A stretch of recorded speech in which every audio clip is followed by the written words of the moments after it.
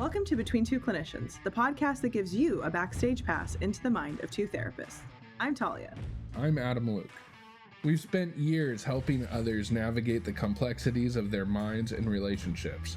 In this podcast, we're flipping the script, and we're sharing our own unfiltered insights. No topic is off limits, and no issue too taboo. We're ready to tackle the tough stuff with honesty and empathy. Let's dive in. Well, hello. Well, hello. It's good to see you. Good to see you. Welcome back, everyone. We appreciate you making some time for us on Between Two Clinicians. Just the two of us. The two of us. So we are going to talk about a topic that has been popping up recently. And for some of you, you're going to say, well, I don't have those problems, so why the hell am I even listening? And Fair. I think that it is actually something that can sort of prepare you for when these challenges do become your challenges. Yes. Because very well put. Sometimes what happens is when we think about things that we don't see manifesting in our own lives, we actually find ways to make sure those things never manifest in our lives. We start making decisions and behaviors because we're not going to be successful. That'll never be me. I'm never going to have to manage large sums of money. Mm-hmm. I hope that you have that burden walk into your life. I think you can be more intentional on trying to have the resources that you want to be able to support your family and the lifestyle you want to live. So what we're going to hop in here is inheriting more than money. So what we mean by this is something that has popped up recently, at least in my practice, is working with individuals who are navigating either family trusts or parents are passing away. And all of a sudden, an individual goes from maybe the vacuum of having not a lot of financial resources to having immense financial resources. Mm-hmm. And the burden that can feel like, well, how do I manage this? What do I do? And so where we want to encourage you this week is to start thinking about how can you use your resources in a way that is reflective or representative of how you wish to be experienced. Great topic. And there's, as you were telling me this before we started recording, I haven't seen how you worded it pop up, but I have seen clients who are trying to navigate, what do I do with this? Either I've seen some that have like an unexpected inheritance, or somebody in their family distantly left them in their will that they had no clue about. And it's like, okay, what do I do with this new identity is one piece that, like, I think I can probably take that angle. And then I'm so curious to learn from you where people already know this is coming for them and how it changes them as a person or doesn't change them as a person, I guess, because they are resting on their laurels. They know, they know what the intended outcome will be if they have a trust or if they have a large inheritance. So yeah, I think that gives us a great base to start from. Yeah, you sort of teed it up there. The reason why I think it's a meaningful conversation is because I do think there's two individuals. There's a person who lives their life sort of in purgatory. And that's just sort of, hey, I'm hitting the minimum requirements of life because it doesn't really matter if I'm successful or not. I'm going to have an inheritance that's going to come down the pipeline. And then you have that second person who, regardless of their family's position, they're like continuing to dig for their own gold.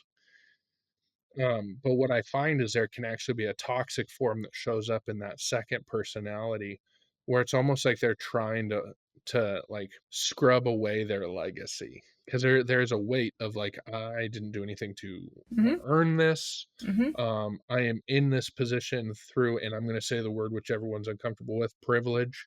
And I think that there's just ways that we can look at it that instead of it being a burden, this can be an immense blessing. And I have found some of the best traction with my clients when we start sort of moving into the thought process of looking at financial resources as action multipliers. So you're right. Didn't do anything to buy Apple at the right time and it became millions or whatever it is. But that doesn't abdicate the responsibility you have now to use those funds in a way that, again, is going to be at the end of the day something that you can be proud of. Like, Mm-hmm. we can talk about the other toxic forms of, like, so I inherit money and then I bought, like, a really nice bass boat, I blew money on vacations, and I have nothing to show for it. Like, it can be a firecracker in your hand, or you can actually start looking at this from a position of legacy. And True. legacy doesn't mean that you're taking something away from someone else, No. but what happens if we're able to move into a position where maybe the resources on hand is what's going to allow our family to continue to get good education, is going to be Yeah. able to maybe allow. Here's where I love talking about legacy, is because we're actually starting to have the thought process of the actions and behaviors I take today are going to positively or negatively influence people I'm never going to meet. If we look at it that way, yes, I think it can make us even better stewards of our money. Like, everyone's focused on emotions, and then it feels like because money can feel icky, we don't apply that to that as well. Like, money, And it's taboo to talk about still. correct. So, like, something that sort of wading through this process is I see money. You've heard me already use the word resource. Like, money is a tool. Hmm. Okay. Like, I'm not going to lie here. I desire to make a pretty decent income so that I can do things with my family I wouldn't be able to do. Okay. But what I'm looking there is for memories over material. So, like, if I see money as being a resource for that, then all of a sudden it makes sense. And this is why I think the more that we walk down this path, you stop fighting over money, because it's not about the monetary value.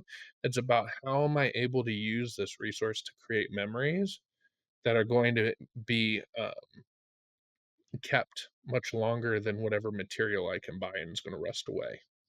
And the what's the is it being materialistic? Is that the right Hmm. phrase? Yeah.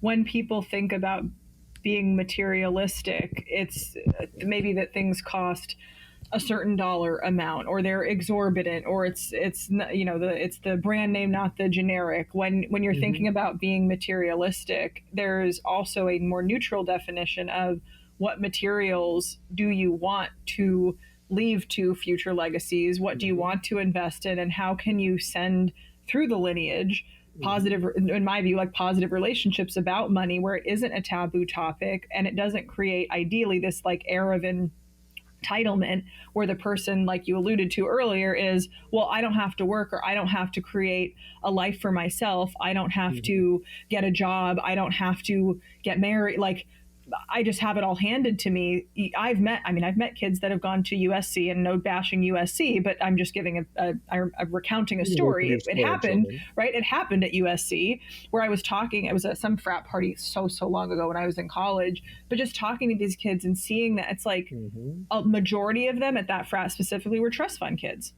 They never had to work. They had parents, connections, and this and that. And that goes to say, for people who are born of that inheritance or entitlement, it can be smart, like strategically and financially advantageous. You put your kids around other kids who are legacies of other wealthy people, and Hmm. that furthers the generations, and then your bloodline can meet if they end up meeting and having kids. Like, it's a smart strategy, it's a survival strategy when you think about it, to use your resources to place the people who will inherit your resources around other people who have similar resources. So there's a certain mindset or a psyche, I believe, that goes with, I don't have to work hard, and there's a Hmm. certain psyche and mindset that goes for, I've had to earn everything that I have now.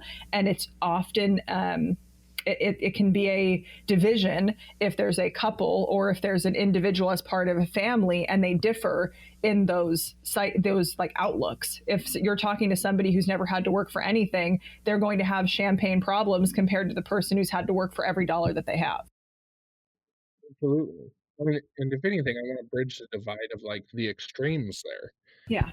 because it feels like the extremes are becoming more of the normal versus us Hmm. having a healthy sort of social dialogue on the topic. Totally. Because Totally. I right now I can imagine we have listeners that are in multiple different spectrums on this, Hmm. but we have some that are looking at, I'm going to be leaving something to my kids. We also Hmm. have the individuals that say, I'm that child that's about to inherit something. Hmm. But when we talk about money in a way that's purely materialistic, or what I find some families do is it's almost like they ice their kids out on, like, what the value of a dollar is. Totally. Something that I see, like, often in this demographic is, like, You're not supposed to get a job. Your job is to get an education. And I don't think I don't think anything's wrong with that. The challenge, though, is that when I've needed to go on vacation, when I've wanted to go to the movies, when I've done, Right. there's always been this process of coming back to mom and dad. That need is met, and we move on. And then what's interesting is when that person gets handed the diploma, then the family structure switches, and they're like, "Congratulations, you're an adult," and the faucet turns off. And I think like there is a responsibility to be like, well, you can't feed the bears and then all of a sudden stop feeding them. And No, so there's a duty of parents to financially transition. educate your child and not overburden them Mm, not overburden with the ins and outs and like numbers and everything right, right. like that. There's whether or not you have millions or one, the value of a dollar is something that is a very important lesson to learn, and teaching children who eventually will be Mhm. adults to think critically of, is that worth it? And it's not about price. Like, yes, that's one No, aspect of asking, is it worth it? Teaching them, you have $10, right? Monopoly is a great game for that. You have $10. What do you want to spend that on? And if it's an impulse, well, I want the candy bar now, versus, are you sure? Because you really wanted to save up for that thing around your birthday, and not telling them to, but just asking, are you sure? Because you've mentioned to me this is your longer term goal. And then you give them the chance to go, you're right. And it teaches them long-term gratification versus short-term gratification. It teaches them the value of a dollar. It teaches them being able to not have an unhealthy relationship with money where they're trying to hoard everything they have and be miserly and not give, or they have no clue how to have money, which is a separate skill from making money, spending money, saving money, and investing money. If I don't know how to have it, I'm going to be, and maybe very benevolently, but maybe I'm donating all of my inheritance to a charity, or I'm giving it all to a financial advisor, or I can't have it because I don't know how to. I'm be a responsible steward, so I'm bleeding dry almost the money that I would have had I worked on my relationship and known the value of a dollar and not had a negative relationship with money. Inheritance doesn't have to be scary. It doesn't have to be a four-letter word, if you will. and something that I've found with working with parents in this situation is like your kids are not going to inherit your relationship with money if you don't allow them to start having a relationship with money. Mm-hmm. So something that like we'll utilize a lot is like instead of you just blanketly taking care of all of their needs, why don't you provide them with a budget? Like, hey, you Yes. know, and Yes. so I can hear some people are like, huh, and I was like, no, no, no, I'm not about. Again, I don't want to stress people out, but you should know what your existence costs, even Mm-hmm. if you're not paying your entire existence. Yeah. Why? Because then people are moved into a position of empowerment. I understand what things cost. I now feel like I have the tools and the confidence to make decisions. It's something that you also hear me use a lot when we talk about financial therapy is like, what is investment? Because it's not about, again, squirreling it away so that you can just say, I have more money in the bank. It's about saying, I know I've used my resources in a way that I made investments in my wife. I made investments in myself. I made investments in the kids. Like we will always talk about how remodeling a kitchen in a house is a great investment for the house, but we'll never talk about like how mom may need a Starbucks smoothie or she needs to go get her nails done.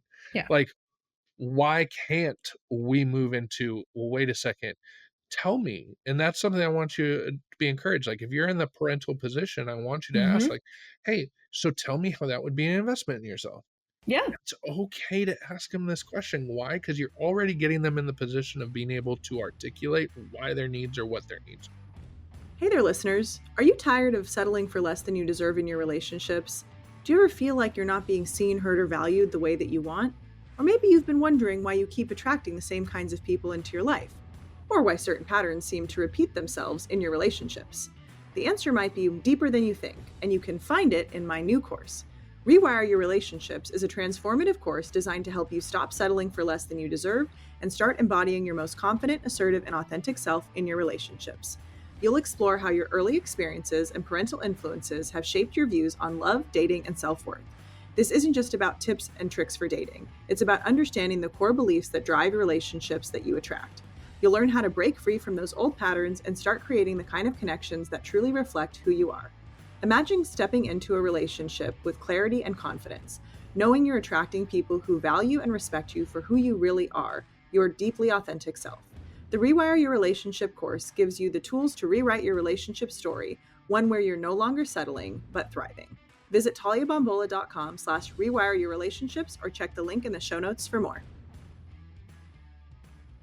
Sometimes it's a little treat, as the internet says, and is like Starbucks, for example. Could I get it every day? Yeah, that's just not how I want to spend my money. I maybe get it once a month on the way to soccer with my kiddo because I'm running late, or it sounds good and I like the brown sugar shaken espresso thing that they have.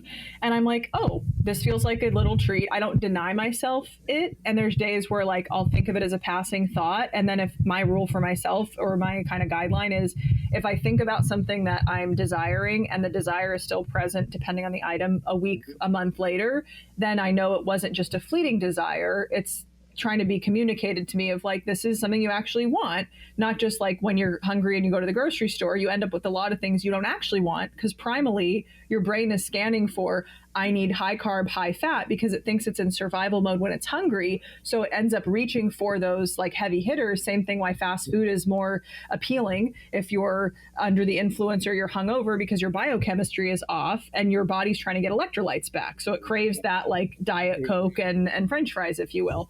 So when you think about, if I have a lack or a need that I'm not tending to, and that's motivating some of the decisions I make, you might find yourself impulsively spending the inheritance, or being afraid to spend it, or overspending it, or not wanting to deal with it because you don't feel responsible in that. You're kind of not subjugating, but you're not honoring the needs that you have, or not bothering to ask yourself, what do you want, not only short term, long term. And that's why if you win the lottery, fun fact, they will send almost like a witness protection style person to your house, and they will put the money in a financial management system for you. And they ask you, they fly you out to the secret location. They ask you very specific questions about your finances, because they don't want you to be recklessly spending it. Not only does it get caught up for a while before you actually get it, but they will assign like a government appointed financial advisor almost to you to make sure that no one's going to be out to get you. They try to keep you safe from it, because they know that's the highest risk of somebody's going to try and steal the money, steal the ticket, steal your identity. So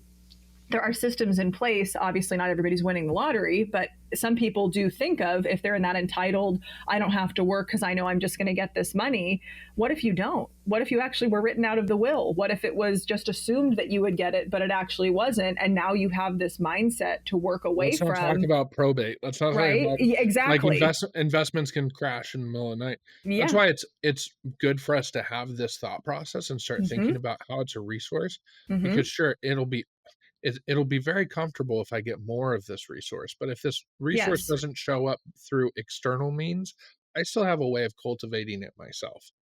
That's right? When I mentioned off air, or I don't think we got to talk about it today, but that client that I worked with, where they, this was years ago, they had this, there was a sibling set, and none of them knew who the house was going to go to, and ended up going to none of them.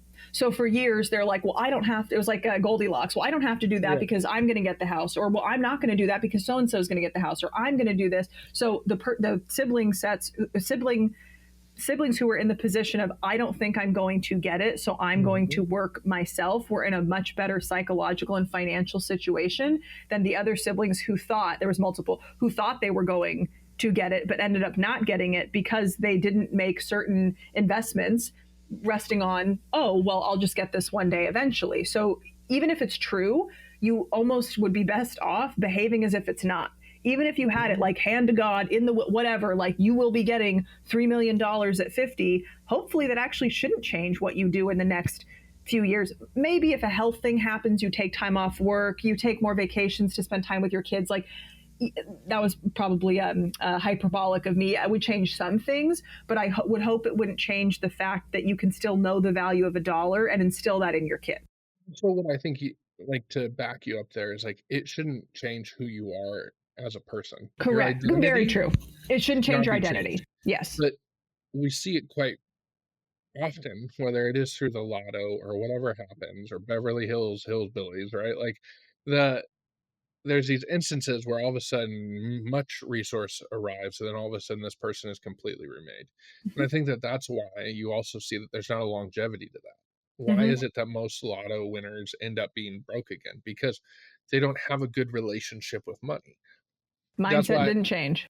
we need to start bringing into this thought process that other aspects of good mental health is also having the ability to manage the resources that are around me. And if I'm sort of raised with this idea that money is bad, Mm-hmm. then most of the time I'm going to put myself in financial liability positions because Mm, I'm not going to be seeing it as no, no, no, that money is a tool. Now, it people is. use all sorts of tools wrong. Some people A use tool can be a weapon used incorrectly. That's what I absolutely. always say. Some people use tools to break into homes, Mm-hmm. right? Like there's going to be maladaptive patterns in everything, but we Yep. don't have to attribute like a morality structure to finances. No, correct. I And agree. so it's trying to make sure that when your children outlive you, they will also have the resources at hand to be able to do that well. And I don't mean just money. Right. I mean a relationship with finances where they can actually benefit from it, Mm-hmm. where they're not controlled by these things. Because it's interesting how we will use money in multiple different ways as almost markers for our inherent value. And I think that that's why there are a whole like there's a whole dynamic right now of children who are adults who feel very lost in this process because they don't know who they are outside of the opulence of their families. And I know there are a lot of people like, okay, first world problems. Well, sorry, I live in Western culture. This is what I'm navigating. And this is what I'm going to be talking about. But I think that it's not that I need you to feel bad for their Right. net worths. It's Mm-mm. more of how do we show up in a way when we do get resources where we aren't just the pigs at the trough. I think it was probably had to be a week or so ago. I saw this parable that was written out on, I think it was Reddit, and the story goes that this person was making good money, and somebody came along, and there's like, you know, um, you got to turn this into like this hobby or this side hustle into this whole gig. And then the person knew where it was going. They're like, okay, why?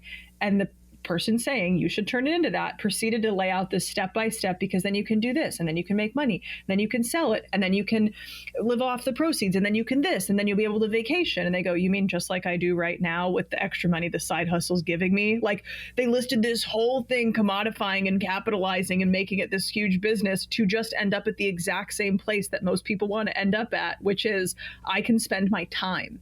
And that is the one thing that I think with inheritance, so many people are focused on money, and which I think, again, having a healthy relationship with money, we have to deal with it every single day of our lives, whether we like it or not. It's here to stay.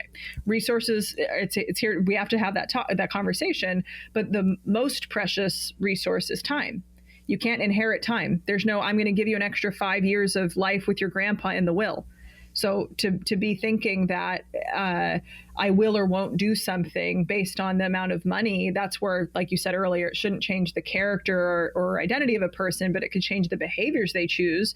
If I knew I was going to get more money, or I thought that I was going to get more money eventually in my life, I would hope it would guide a decision to spend more time in the interim and not have to work as much, let's say, because I'd rather spend time, which is, like I've said numerous podcasts, the one thing you can never get back or make more of, is the most precious resource. There's no way to inherit more time. So being incredibly mindful that yes, you can focus on your inheritance and the entitlement. Time gets us all. As far as I know, we have a set clock as we're here on Earth, and it's time is finite. Time is not an infinite resource for any one person. So I like how you put it like that because sometimes people forget that like an inheritance can be the gift of time mm-hmm. because that might mean that you might be able to take Fridays off from work. Right, That right. might be how you're able to make certain vacations happen. I've also seen it where I've had clients say, I'm going to use this resource to sort of replant the family tree. Mm-hmm. It's like, I want us to be able to process some of the things we went through. So maybe it's an investment in my family, whether that's therapy or that's whatever our needs are, so that we can all be well grounded individuals so we don't have to repeat the past. Mm-hmm. Like, if you can see it as something where you're literally standing on the shoulders of giants, and I'm not saying that those giants didn't cause some sort of emotional pain or harm to you, Mm-hmm. but just because their actions can frustrate you doesn't mean that you have a justification to waste a resource that's given to you. Mm-hmm. Sometimes we will use the maladaptive actions and behaviors of others as a justification of abdicating the responsibility in our own lives. It's true. And that's where we have to take it, like, no, just because grandma or grandpa were assholes or your parents mistreated you doesn't mean that then you can sit and say, well, I had the resources that would have potentially benefited my family, but I decided to squander them. Mm-hmm. Yeah. And I think when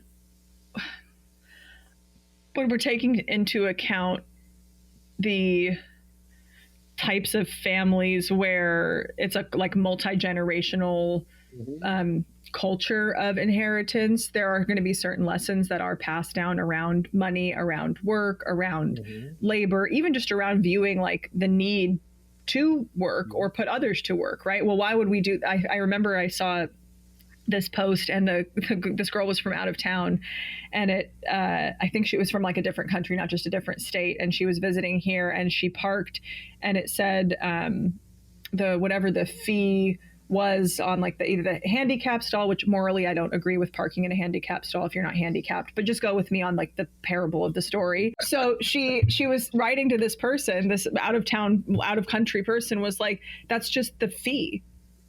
They don't think of it as a fine. They don't think of it as a parking ticket. They're just like, that's just how much it costs to park there is $300. Because of that level of entitlement, or parking in a red zone, fines up to $800. Okay, so it'll just cost me $800 to park here. Like that type of thinking, obviously the morality piece aside, like that type of thinking is how incredibly wealthy people who have the ability to generate a lot of financial, like monetary resource, they think of that. They're not thinking of cost. They're thinking of price. They're thinking of, what is this going to get me? If I spend, not maybe in a ruthless way, but like if I spend X amount on this, but it can make me this amount, or my hour is worth $4,000 and I have to pay this person 10 hours, then it's a worthwhile investment. You can adopt, again, not in a ruthless sense, you can adopt somewhat of that psyche regardless of your inheritance status or your financial status. You can think of things, is this a worthwhile investment or not? Is this worth it or not? And think outside the box. Again, the parking thing is an interesting example. If you're parking in a loading zone and the fine's $500, but you really want to go to the beach for this one thing that you'll never be able to see again, and you have the disposable income, morality aside, then you might want to spend the $500 fine to park there to be able to go do that activity. You have to do that cost benefit analysis. So thinking like, what is this costing me versus what am I spending versus what would this cost if I don't spend this? Those kinds of strategic thoughts are available regardless of your financial status or your inheritance status. The limitations would be based on your financial status, but you can think creatively. And I would imagine the people who have to earn every dollar. Yeah. Within any socioeconomic status, there is still power to be in charge of our money and our money not being in charge of us. Totally. And I understand that some people get really frustrated at that, but like I grew up, yeah, there were times where we were pretty impoverished, where my parents struggled, right? But there was always, I can say, I saw my father always in a position of trying to find out, how do I use, even if it's a dollar, in a way that's going to be beneficial for all of us. So what you were just talking about there, when you talk about expense versus investment, this is also something that we need to move into, because a lot of people just think about cost. Cost is not the good or bad, and living life the cheapest way possible isn't virtuous. Right. And so you have to look at, is it an investment? If it's not an investment, if it's not going to bless me or my wife or my kids, I'm probably not going to do it. Okay. But that's completely different than an expense, because like I hear it all the time when guys are like, well, I had to call in a housekeeper.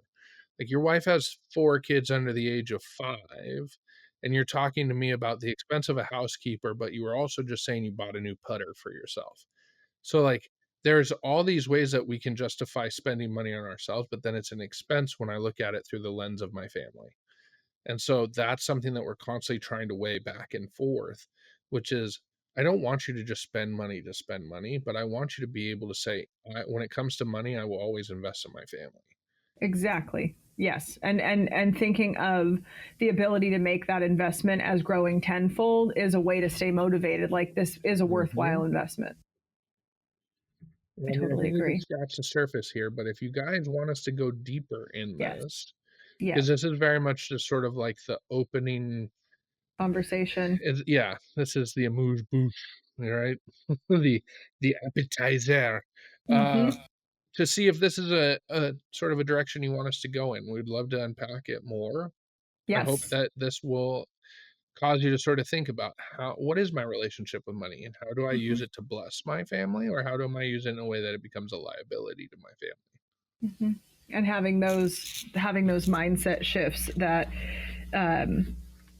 even if somebody is going to inherit some amount of money, it doesn't have to change you as a person and make you act in an entitled way. It could make you act in a more generous way. It could make you act in a way that you make different pro-con decisions in the short term to be able to use your other resources, like I mentioned, of time, specifically, that no matter how much wealth you have, most people want a lot of money so that they don't have someone telling them what to do and they can spend their time how they want. That's what I'll leave everyone with. And then we'll see everyone again in a couple weeks. See you in 2 weeks. Thank you so much for listening to another episode of Between Two Clinicians. We would so appreciate if this episode resonated with you, for you to share it with somebody, and also find your favorite podcast platform and like, rate, and subscribe to the podcast. We would love to attract more listeners just like you and have this message be spread to whoever needs it. So thank you so much for listening, and we'll see you next time.